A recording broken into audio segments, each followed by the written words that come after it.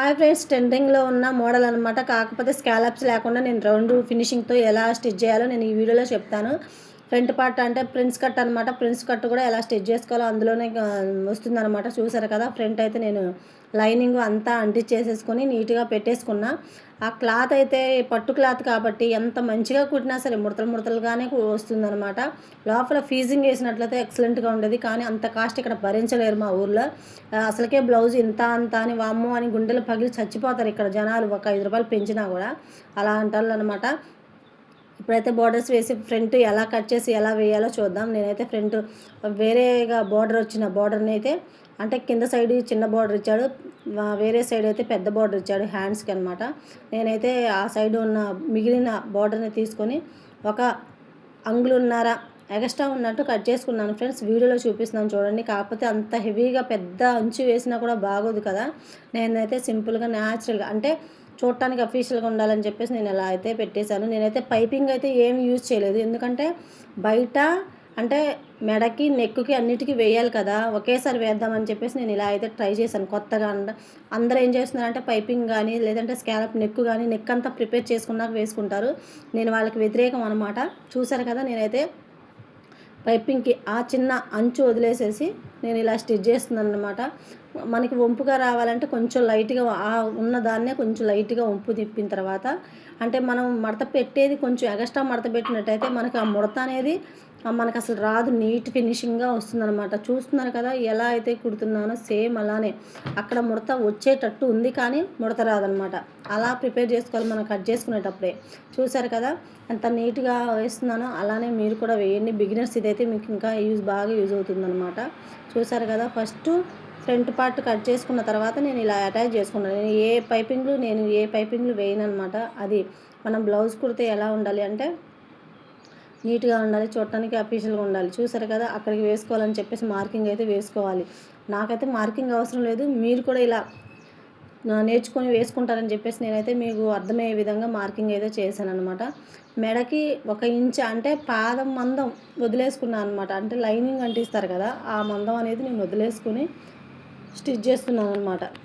మన ఛానల్ని చూస్తున్న వారైతే చక్కగా మొట్టమొదటిసారి అయితే సబ్స్క్రైబ్ చేసుకొని లైక్ చేయండి ఫ్రెండ్స్. ఇలాంటి మరిన్ని వీడియోస్ కోసం మన ఛానల్లో నీట్గా వివరంగా చెప్పబడను అనమాట. చూశారు కదా, నేనైతే ఇంకో సైడ్ కూడా కుట్టేసేసుకున్నా. ఇప్పుడు మనం కాజల పట్టి ఉక్సులు పట్టి వేసేసుకొని చక్కగా రెడీ అయితే అయిపోయింది. చూసారు కదా, ఫ్రంట్ ఇలా అయితే నీట్గా సెట్ చేసుకోవాలన్నమాట.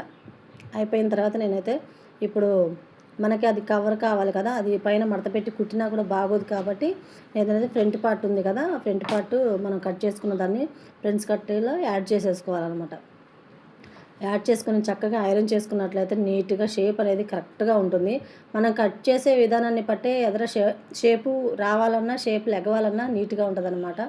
మనం కట్ చేసే విధానం కరెక్ట్గా లేకపోతే చూసారు కదా, కప్పు ఎంత బాగా లేచిందో. అంటే మనం కప్స్ వేసే అవసరం కూడా లేకుండా వేసేసాను అనమాట. అలా ఉండాలన్నమాట. కట్ చేస్తే మనం నీట్గా కట్ చేస్తే స్టిచ్చింగ్ కూడా అంత నీట్గా వస్తుందన్నమాట. మనం అర్థం చేసుకుని ఏదైనా సరే మంచిగా నేర్చుకొని బిగినర్స్కి అయితే ఇది బాగా ఉపయోగపడుతుందన్నమాట మన ఛానల్. చూసారు కదా, అలా అయితే అటాచ్ చేసుకోవాలన్నమాట. బిగినర్స్ ఇది మీకోసమే. మీరైతే చక్కగా ఇప్పటి నుంచే బాగా మంచిగా నేర్చుకొని చక్కగా ఇలా స్టిచ్ చేయాలన్నమాట. అలా అని మన ఛానల్ అయితే కొత్తగా ఎవరైనా చూస్తున్నట్లయితే ఫాలో అయ్యి సబ్స్క్రైబ్ చేసుకోండి. చూసారు కదా, 2 షేప్లు చాలా అంత నీట్గా లేచాయా. మనకు కప్స్ కూడా అవసరం లేదనమాట. చాలా చాలా ఎక్సలెంట్గా వచ్చాయన్నమాట.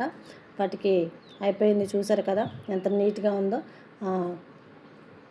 ఉక్సుల పట్టి కాజల పట్టి అయిపోతే ఫ్రంట్ పార్ట్ ఈజీగా తొందరగా కుట్టుకోవచ్చు అనమాట. ఆలోచించకుండా వేసే విధానం ప్లస్ కుట్టే అనేది తెలిస్తే ఎంత హెవీ బ్లౌజ్ అయినా సరే నీట్గా ఫినిషింగ్తో సూపర్గా కుట్టవచ్చు అనమాట.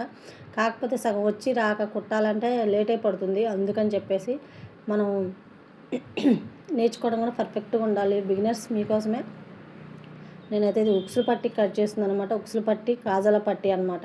నేను కాజల పట్టి ఉక్సుల పట్టి అయినా సరే బ్లౌజ్ చినిగేంతవరకు కాజల పట్టి ఊడదు, ఉక్సుల పట్టి ఊడదు. నా దగ్గర చాలా బ్లౌజెస్ వస్తూ ఉంటాయి. కాజల పట్టి ఊడి ఉక్సుల పట్టి చినిగి అంటే చినగటం అంటే ఆ కుట్టంతా ఊడేసి బయటకు వచ్చేయే ఉంటాయి అన్నమాట. అలా ఉంటాయి. కానీ నేను కుట్టిన ప్రతి బ్లౌజ్ కూడా ఉక్సులు పట్టి అంటూ అస్సలు పర్రపాటున కాజల పట్టి కానీ ఉక్సులు పట్టి కానీ పర్రపాటున కుట్టు ఊడటం కానీ ఆ కుట్లోంచి బయటికి రావడం కానీ అదేమీ ఉండదు. ఉక్సులు పట్టి కాజల పట్టి స్టాండర్డ్గా ఎలా ఉండాలో మనం నెక్స్ట్ వీడియోలో చూద్దాం. ఇప్పుడు ఇందులో మంచిగా కనపడుతుందో లేదో తెలియదు. మనకైతే స్టాండ్లు అయితే ఏమీ లేవు. ఈ వీడియోలు తీయటం కూడా చాలా తిప్పలు పడేలా తీసానమాట. చూసారు కదా, కాజల పట్టి అది ఊడను కూడా ఊడదు అనమాట. అలా ఉంటుంది. నేను ఏదైనా సరే కాజల పట్టి కానీ ఉక్సులు పట్టి కానీ డబల్ లేయర్ మీద కుట్టేస్తాను. అది ఎంత హెవీ జాకెట్ అయినా కానివ్వండి, ఎంత సన్న జాకెట్ అయినా కానివ్వండి, ఉక్సులు పట్టి కాజల పట్టి మాత్రం మందంగా వేస్తాను ఫ్రెండ్స్. నేనైతే అలా మందంగా వేసినట్లయితేనే అసలు ఊడకుండా ఏమీ అంటే కాజా గట్టిగా అందులో నుంచి 3 లేయర్స్ కనుక వేసి కాజా కనుక కుట్టినట్టయితే అసలు బయటకంటూ రాదనమాట. అంత నీట్గా అంత గట్టిగా ఉంటుందన్నమాట. అలా ఉంటుందన్నమాట. మనం కుట్టబట్టి కూడా చాలా ఇయర్స్ అయింది కాబట్టి నాకు బాగా అలవాటు అయిపోయింది.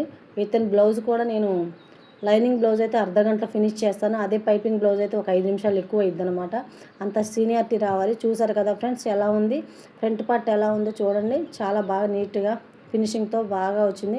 కాకపోతే ఇక్కడ ఐరన్ చేసి మనం ఎంత కష్టపడ్డా ఇవ్వాల్సిన వరకే ఇస్తారు. అంతగా ఎక్కువగా మన శ్రమ పడ్డా కూడా ఇక్కడ మన ఏరియాలో ఇవ్వరు. చూసారు కదా, అందరూ లైక్ చేసి కామెంట్ చేసి సబ్స్క్రైబ్ చేసుకోండి ఫ్రెండ్. కొత్త వాళ్ళైతే నేనైతే దానికి పైపింగ్ ఎలా అటాచ్ చేయాలో మళ్ళీ చూపించాలి కదా. మళ్ళీ తర్వాత మొత్తం వేసింది పైపింగ్ ఎలా వేయాలో చూపించలేదన్నారు కదా. నేనైతే దాని కలరే వేశాను పైపింగ్ కూడా. ఎందుకంటే ఇవి 2 బ్లౌజెస్లో వేసుకుంటారా, 2 శారీస్లో వేసుకుంటారంట వాళ్ళు.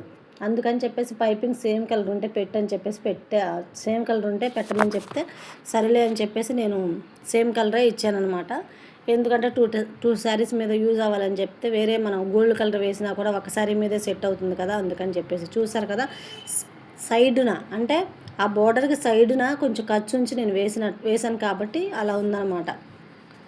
అందుకే అంత నీట్గా వచ్చింది. మనం ఇంకా ఇదే మోడల్ కాదు ఫ్రెండ్స్, నేనైతే అంతకుముందు చాలా ఫ్రంట్ పార్ట్లోనే బార్డర్స్తోనే నేను చాలా క్రియేట్ చేశాను. అప్పుడు అవగాహన లేదు. యూట్యూబ్లో ఇలా లైవ్ పెడితే యూట్యూబ్లో ఇలా వీడియోస్ పెడితే డబ్బులు వస్తాయి, మనీ వస్తాయంటే ఒకప్పుడు ఉండేది, ఒక ఛానల్ ఉండేది. అది ఇలా యూట్యూబ్ నుంచి మనీ వస్తాయి అన్నీ కూడా నాకు తెలియదు. లేదంటే దాన్నే రన్ చేసుకునేదాన్ని. నా దాదాపు 10 సంవత్సరాలు 11 సంవత్సరాలు అవుతుంది ఆ మొబైల్ పోయి కూడా. ఆ పాస్వర్డ్ అవన్నీ మాకు తెలియదు అప్పట్లో. అందుకని కొత్తగా పెట్టాను ఫ్రెండ్స్. చూడండి, మన ఛానల్ బాగా యూజ్ అవుతుంది. కాకపోతే నేను లేట్ అనమాట యూట్యూబ్లో. చూసారు కదా ఎంత ఫినిషింగ్ వచ్చిందో. బాగుంటే నేను తొందరగా కుట్టాను అనుకుంటే ఒక లైక్ ఇవ్వండి, షేర్ చేయండి.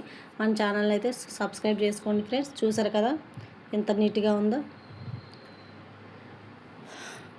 దగ్గరలో ఉండి చూపిస్తున్నాను చూడండి.